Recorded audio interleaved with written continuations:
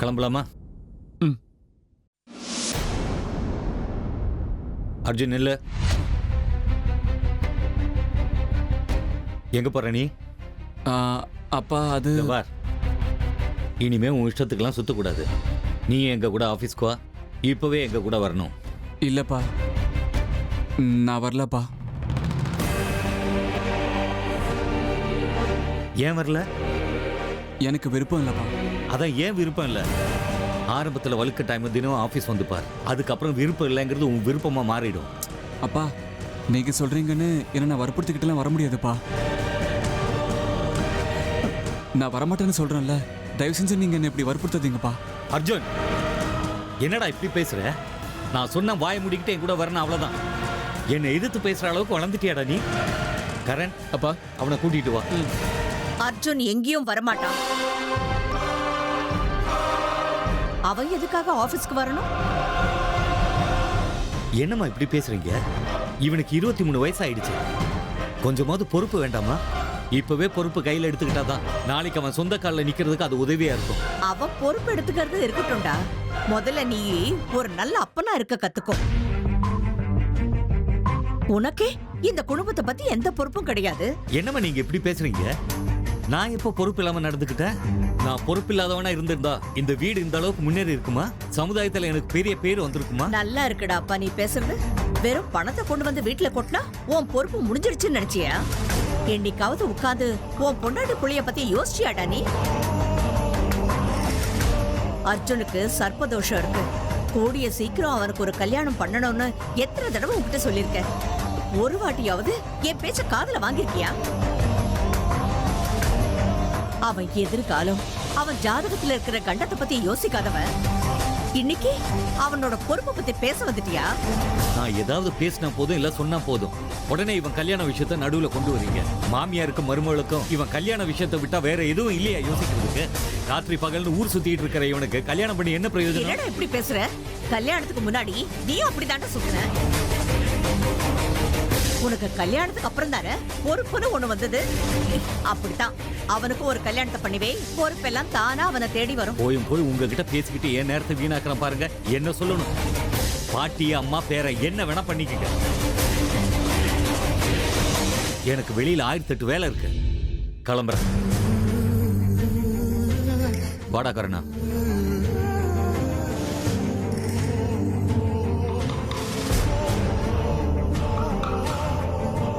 என்ன ஹேமா இது? உன் புருஷன் இப்படி பேசிட்டு போறான்.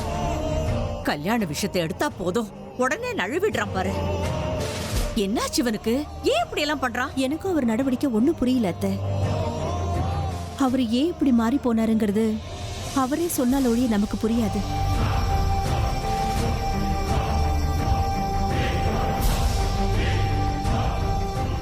சரோஜா, சரோஜா, என்னங்க எங்க இருக்கியா? என்னாச்சுங்க இன்னைக்கு இவ்வளவு சந்தோஷமா இருக்கீங்க? போன காரியம் நல்லபடியா முடிஞ்சதுன்னு நினைக்கிறேன். ஆமா சரோஜா, விஷ்ணு சார் கம்பெனியோட பார்ட்னர்ஷிப்ல ஹைவே ப்ராஜெக்ட் கிடைச்சிருக்கு. அவரோட கம்பெனி கூட நம்ம கொலாபரேஷன் பண்ணிக்கிட்டா நம்ம கம்பெனிக்கு இன்டர்நேஷனல் லெவல்ல எக்ஸ்போஷர் கிடைக்கும். அது மட்டும் இல்ல, கோடி கணக்குல நமக்கு லாபமும் இருக்கு. எல்லாம் நம்ம அமிர்தா வந்த நேரங்க. அமிர்தா நம்ம வீட்டுக்கு வந்ததுக்கு அப்புறம் எல்லாம் நல்லதாவே நடக்குது.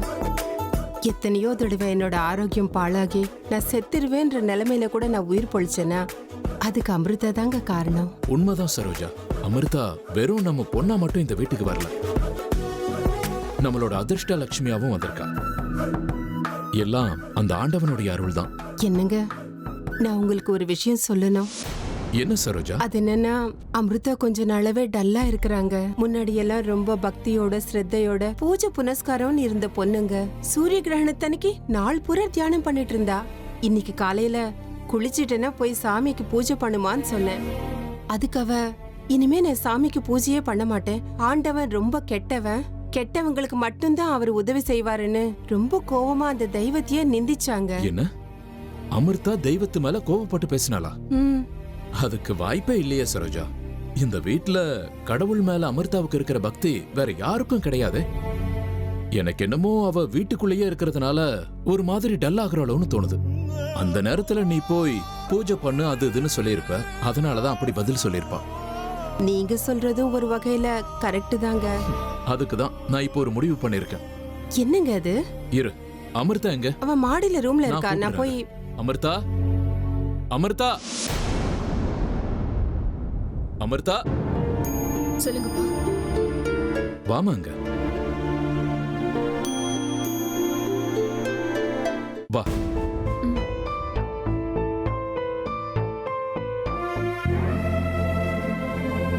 அமிர்தா, இன்னையில இருந்து நீ வீட்ல இருக்க வேண்டாம். அதாவது எப்பவும் வீட்லயே இருக்காதுன்னு சொல்றேன். இங்க பாரு அமிர்தா, எப்பவும் வீட்லயே உட்கார்ந்துட்டு இருந்தா எவ்வளவு போர் அடிக்குன்னு எனக்கு தெரியும். ரூமுக்குள்ளேயே அடப்பட்டு கிடந்தா மனசு ஒரு மாதிரி குழப்பமா இருக்கும். தேவையில்லாத யோசனைகள் வந்துட்டு இருக்கும்.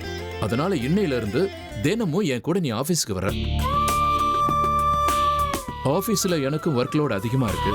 நீ கூட வந்தா எனக்கும் கொஞ்சம் உதவியா இருக்கும்ல. அதுவும் இல்லாம எதிர்காலத்துல இது எல்லாமே உன்கிட்ட தான் வந்து சேரப்போகுது. அதுக்காகவாவது நீ பிசினஸ் ஆபீஸ் இத பத்தி எல்லாம் தெரிஞ்சுக்கணும் இல்லையா?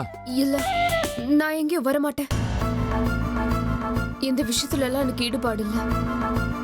தயவு செஞ்சு இந்த விஷயத்தை பத்தி இதுக்கு மேல என்ன வற்புறுத்தாதீங்க.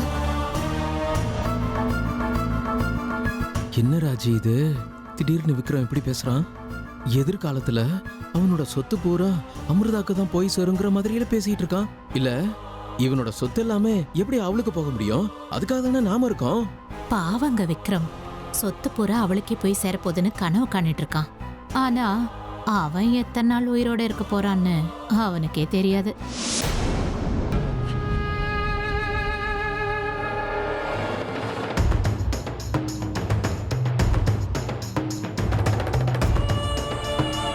நான் யாரு? நான் யாரு? நாகலோகத்தை சேர்ந்த நாகராணி. எனக்குன்னு சில சக்திகள் இருக்கு. எங்க என்ன நடந்தாலும் அத பார்க்காமலே அத சொல்லக்கூடிய சக்தி எனக்கு இருக்கு. ஆனாலும் எங்க அம்மாவோட தேகத்தை என்னால காப்பாத்திக்க முடியாம போச்சு. எப்படி நான் எப்படி தோத்து போனேன், அதுவும் மனுஷங்க கிட்ட. ச்சே! இது எனக்கு மிகப்பெரிய அவமானம். முதல்ல என் அப்பா அம்மாவை கொன்னாங்க.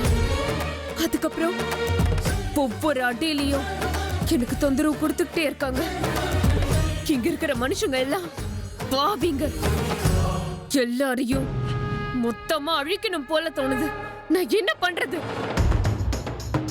எல்லாரையும் கொல்லணுங்கிறது என்னுடைய நோக்கம் இல்ல.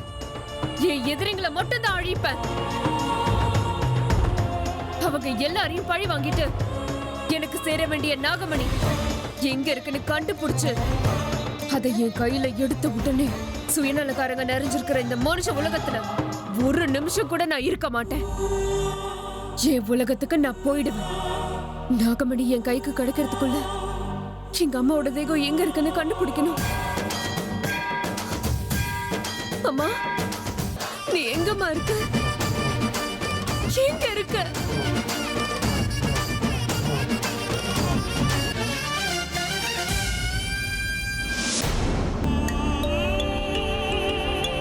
Good morning sir. Good morning. உட்காருங்க அர்ஜுன். ஆ, உங்களுக்கு ஒரு குட் நியூஸ் சொல்ல போறேன். Good news sir. சொல்லுங்க சார். இன்னைக்கு காலையில நான் மிஸ்டர் விஷ்ணு சாரை பார்க்க போயிருந்தேன். அதான் இதுக்கு முன்னாடி நீங்க வேலை பார்த்தீங்களா, விஷ்ணு குரூப் ஆஃப் கன்ஸ்ட்ரக்ஷன்ஸ், அதோட எம்டி மிஸ்டர் விஷ்ணுவை பார்க்க போயிருந்தேன். ஆ, அப்படியா சார்? எதுக்கு போனீங்க? அது Mysore road flyover construction tender அவருக்கு தான் கிடைச்சிருக்கு. அவ வீட்ல இல்லங்கிற விஷயத்த அர்ஜுன் வாயாலேயே விக்ரம் சரோஜா கிட்ட சொல்ல வச்சுட்டா அவங்க நிச்சயமா நம்புவாங்க. உங்க மகனை நிச்சயமா என்னால காப்பாற்ற முடியாது. அவனை காப்பாற்ற முடியுங்கிற நம்பிக்கைய என்னால கொடுக்க முடியாது. எங்க வீட்டுக்குள்ள பாம்பு எதுக்காக போகணும்? நாகராணியோட அடுத்த பலி உங்க குடும்பத்துல ஒருத்தரா இருக்கணும்.